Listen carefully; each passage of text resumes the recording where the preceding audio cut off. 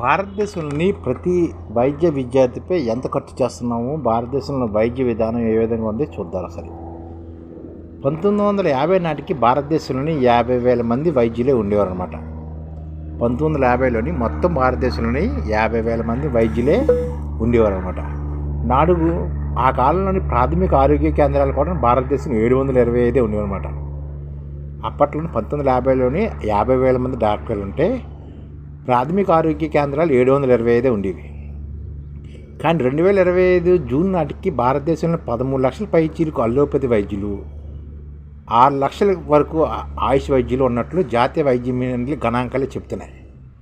గ్రామీణులకు మెరుగైన వైద్యం అందించడానికి 2005 సంవత్సరంలో జాతీయ గ్రామీణ ఆరోగ్య పథకాన్ని కూడా చేపట్టింది భారతదేశం. దీని అమలులో కీలకంగా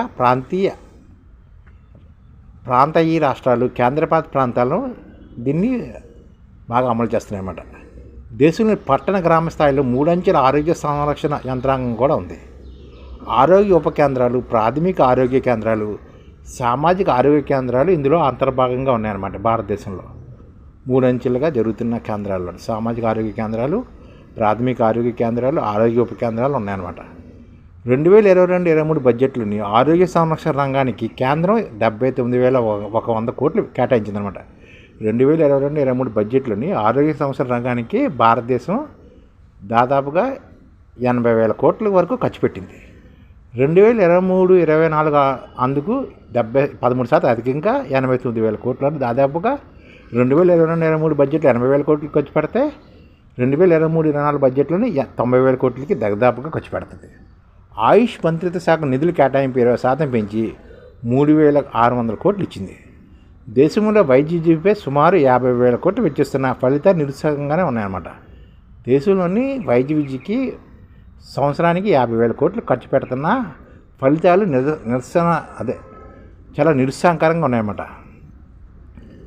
పిల్లల వైద్య వృత్తిని చేపట్టడం ఏ కుటుంబానికైనా గర్వకారంగా ఉంటుందన్నమాట. భారత్లోనే కాకుండా అగ్రరాజ్యం అమెరికాలో కూడా ఇదే భావన ఉంది. వైద్యులు ఎక్కువగా ఉండడం దేశానికి శ్రేయస్కరం కూడాను. దురదృష్టవశాత్తు భారత్లో వైద్యులతో పాటు నర్సింగ్ సిబ్బంది కొరత తీవ్రంగా ఉందని చెప్తున్నామన్నమాట. ప్రపంచ ఆరోగ్య సంస్థ ప్రమాణాల ప్రకారం ప్రతి 1000 మంది జనాభాకు ఒక వైద్యుడు ఉండాలి. ప్రతి 1000 మంది జనాభాకు ఒక వైద్యుడు అనమాట. భారతదేశంలోని ప్రతి 1,560 మందికి ఒక వైద్యుడు ఉన్నట్టు చెప్తున్నారు అనమాట. ప్రపంచంలో అత్యధిక వైద్య ఆయుష్ కళాశాలలు ఉన్నది భారత్లోనే. ప్రపంచంలో అత్యధిక వైద్య ఆయుష్ కళాశాలలు ఉన్నాయి భారత్లోనే. కానీ భారతదేశంలో వైద్యులు ప్రతి 1000 మందికి ఒకరు ఉండవలసింది 1,600 మందికి ఒకరు ఉన్నట్టు లెక్క అనమాట. దేశంలో మొత్తం 680 వైద్య కళాశాలలోని 372 ప్రభుత్వ రంగంలో ఉన్నాయన్నమాట. దేశంలో మొత్తంగా 680 వైద్య కళాశాలలు ఉంటే అందులో 372 ప్రభుత్వ రంగంలో, మరో 308 కాలేజీ ప్రైవేట్ రంగంలో కొనసాగుతున్నాయి అన్నమాట. ప్రభుత్వ రంగంలోనే 372 కాలేజీలు, మరో 308 కాలేజీలు ప్రైవేట్ రంగంలో కొనసాగుతున్నాయి. ఒక్క నాగాలాండ్లో తరహా మిగతా రాష్ట్ర కేంద్రపాలిత ఇంట్లో వైద్య కళాశాల అనమాట. అంటే ఒక్క నాగాలాండ్ రాష్ట్రంలోనే వైద్య కళాశాల లేదు, కానీ మిగతా అన్ని రాష్ట్రాల్లోనే వైద్య కళాశాలలు ఉన్నట్టు గణాంకాలు చెప్తున్నాయి. నాగాలాండ్కు రాష్ట్రపతి లభించిన 50 ఏళ్ళు అవుతున్నా అక్కడ వైద్య కళాశాల లేకుండా పోయిందనమాట. ప్రపంచంలో అత్యుత్తమ కాలం తయారు చేసే జర్మనీలో మెరుగైన వైద్య కళాశాలలు ఉన్నాయి. అక్కడ వైద్య విద్య పూర్తిగా ఉచితం. అర్హులకు ఉపకార వేతన కూడా జర్మనీలోనే ఇస్తారన్నమాట. వైద్య విద్య పూర్తిగా ఉచితం అనమాట జర్మనీలోనే. అక్కడ వైద్య విద్యార్థులకు ఉపకార వేతనాలు కూడా ఇస్తుంటారన్నమాట. విశ్వవిద్యాలయాలకు అనుబంధంగా ఏర్పాటయ్యే వైద్య కళాశాలలో అత్యాధునిక వసతులు కూడా అక్కడ ఉంటాయన్నమాట జర్మనీలో. భారత్లో సరైన జీతభత్యాలు సౌకర్యాలు ఉండడం లేదు. దాంతో ఇక్కడ శిక్షణ పొందిన వైద్య విదేశాలకు వలసపోతున్నారు. ఉన్నత విద్య కోసం కొందరు, అధిక ఆదాయం కోసం మరికొందరు విదేశీ బాట పడుతున్నారు మన భారతదేశం నుంచి. ఏటా కనీసం 1200 మంది భారతీయ వైద్యులు అమెరికాకు, మరికొన్ని 100 మంది ఆస్ట్రేలియాకు, తదితర సంపన్న దేశాలకు తరలిపోతున్నారు.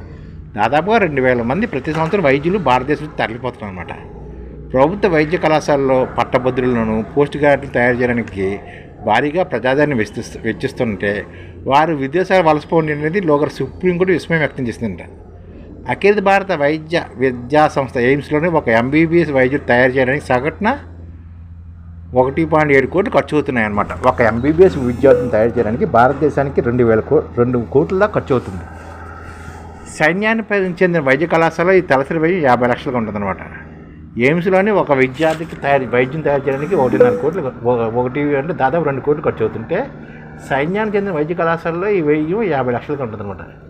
ఇతర వైద్య కళాశాలలో విద్యార్థి పచ్చబడి కాలానికి ₹1 పైన వెచ్చించాల్సి వస్తుంది. ఇవన్నీ కేంద్ర మానవ వనరుల శాఖ అధికారికల అంచనాలే. ప్రైవేటు వైద్య కళాశాలలో చదవడానికి మధ్యతరగతి విద్యార్థులు బ్యాంకు నుంచి పెద్ద ఎత్తున రుణాలు తీసుకుంటున్నారు. విద్యాభ్యాస క్రమంలో వారి రుణంపై వడ్డీని చెల్లిస్తే సరిపోతుంది. చదువు పూర్తయిన తర్వాత అప్పులు తీర్చడానికి సరిపడా ఆదాయం వారికి స్వదేశంలో లభించట్లేదు. దాంతో వారు విదేశాల వైపు చూస్తున్నారు అన్నమాట. ఇది కూడా ఒక భారతదేశంలో ఒక కారణమే. భారత్లో అందరికన్నా ఎక్కువగా ఆర్జిస్తున్నది క్రిమినల్ న్యాయవాదులు అయితే సంపన్న దేశాల్లో మాత్రం వైద్యులే అధిక జీతభత్యాలు లభిస్తున్నాయి. భారతదేశంలో ఎక్కువగా ఆర్జిస్తున్నది క్రిమినల్ న్యాయవాదులట. కానీ విదేశాల్లో చూస్తుంటే వైద్యులే అధిక జీతాలు ఇస్తున్నారు అనమాట. ఎందుకంటే వైద్యం నారాయణ హరి అనే ఆరోగ్య అనుసారం ప్రజలు ఆరోగ్యం నుంచి కాపాడే మహత్తర బాధ్యతను వైద్యులు స్వీకరిస్తున్నారు. కాబట్టి విదేశాల్లో అయితే వైద్యులకి ఎక్కువ ఆదాయం లభిస్తుంది. 1960లో కేంద్ర ఆరోగ్య కుటుంబ శాఖ ఉన్నదాని ఉండేదన్నమాట. తర్వాత ఆరోగ్య కుటుంబ నియంత్రణ శాఖగా దీన్ని మార్పు చేశారు. అత్యధిక సమయంలో ఒక ఆసుపత్రి అపశృతి చోటు చేసుకుందన్నమాట. నాడు వైద్యులను ప్రధాన కుటుంబ నియంత్రణ అమలు కోసమే వినియోగించారు. ఇప్పుడు ఆ పరిస్థితి మారింది. వైద్యాన్ని ప్రాథమిక రంగంగా ఇండియా భావిస్తుందన్నమాట. దేశంలో ప్రభుత్వ వైద్య కళాశాల ఏటా 53,968 మంది పట్టభద్రులు అవుతున్నారు అన్నమాట. మరో 49,815 మంది ప్రైవేట్ విద్యా కళాశాలలో చదువుతున్నారు. ఇలా ఏటా మొత్తం 1,03,783 మంది వైద్యులు ఆరోగ్య సంరక్షణ రంగంలో ప్రవేశిస్తున్నారు. వీరంతా అల్లోపతి వైద్యులు. వీరు కాక 733 ఆయుష్ వైద్య కళాశాలలో ఏటా సుమారు 53 మంది వైద్యులుగా శిక్షణ పొందుతున్నారు.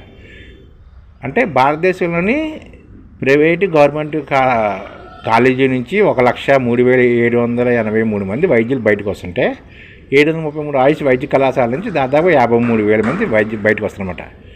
దేశంలోని 45,471 ఎండి, ఎంఎస్, పీజీ, డిప్లొమా సీట్లు అందుబాటులో ఉన్నాయి. వీటిలో 26,936 సీట్లు ప్రభుత్వ వైద్య కళాశాలకు, 18,535 సీట్లు ప్రైవేటు కళాశాలకు కేటాయించారు. ప్రతి సంవత్సరం సుమారు 20,000 మంది వైద్య విద్య నిమిత్తం విదేశాలకు వెళ్తున్నారు. ఉన్నత విద్యను అభ్యసించలేని, విదేశాలకు వెళ్ళలేని దాదాపు 40,000 మంది వైద్య పట్టభద్రులు కార్పొరేట్ ఆసుపత్రి సీనియర్ వైద్యులుగా సహాయకులుగా పనిచేస్తున్నారు. వీరంతా అరకొర జీతాలు అందుకుంటున్నారు. వాస్తవంలో వీరు నర్సింగ్ బాధ్యత నిర్వహిస్తున్నారన్న అతిశయోక్తి కాదనమాట. ఇలా భారతదేశంలోనే 20,000 మంది వైద్య విద్య నిమిత్తం విదేశాలకు వెళ్తున్నారన్నమాట ప్రతి సంవత్సరం. ఉన్నత విద్యను అభ్యసించలేని, విదేశాలకు వెళ్ళలేని దాదాపు 40,000 మంది వైద్య పట్టభద్రులు కార్పొరేట్ ఆసుపత్రి సీనియర్ వైద్యులు సహాయకులుగా పనిచేస్తున్నమాట. అంటే నర్సింగ్ బాధ్యత చేస్తున్నమాట. విదేశాలు వలసపోయిన వైద్యులు కనీసం 1% తిరిగి భారతదేశం రావట్లేదు. వారి పిల్లలు అక్కడ స్థిరపడుతున్నారు. చైనా పరిస్థితి ఇందుకు విరుద్ధంగా ఉందన్నమాట. వలసపోయిన వైద్యులు రప్పించడానికి చైనా వారికి ఎన్నో రాయితీ సౌకర్యాలు కల్పిస్తుంది. ఇటువంటి విధానం భారత్ అనుసరించడం మేలని, ప్రస్తుతం ఇండియాలో వైద్యులు, నర్సుల కొరత తీవ్రంగా ఉందని, ఆరోగ్య సంరక్షణ వైవిధ్యాన్ని అసమానం తొలగించేందుకు ప్రభుత్వం పూనికి వహించాలని చెప్తున్నమాట. పేద మధ్యతరగతి వర్గాలను ఉచిత ఆరోగ్య బీమా కల్పించాలని, ఆసుపత్రులు వైద్య సేవలను ఆధునీకరించాలని, దేశమంతటా విస్తరించాలని, వైద్య విద్యార్థులు వెచ్చించే ప్రజాదరణ జాతికి తగ్గే ప్రతిఫలం వచ్చేలా చూడాలని చెప్తున్నమాట. ఎందుకంటే ఒక వైద్యులు తయారు చేయడానికి దాదాపుగా 2 కోట్ల దాకా అవుతుంది. అలాంటి వ్యక్తులు విదేశాలకు వలసపోవడం వల్ల భారతదేశానికి ఒక విధంగా నష్టమే. అది విషయం గ్రహించాలన్నమాట. ఈ ఛానల్ ముఖ్య ఉద్దేశం ఏంటంటే మన తెలుగు రాష్ట్రాల్లో 1 కోటి మందికి సంఘటిత రంగాల్లో ఏ విధంగా ఉద్యోగాలు ఇవ్వవచ్చు, కనీస నెల జీతం 30,000 వరకు ఏ విధంగా ఇవ్వవచ్చు, ఏ విధంగా చేస్తే ఉద్యోగాలు సృష్టించబడతాయో వివరిస్తూ ఈ ఛానల్ వీడియోలు వస్తాయి.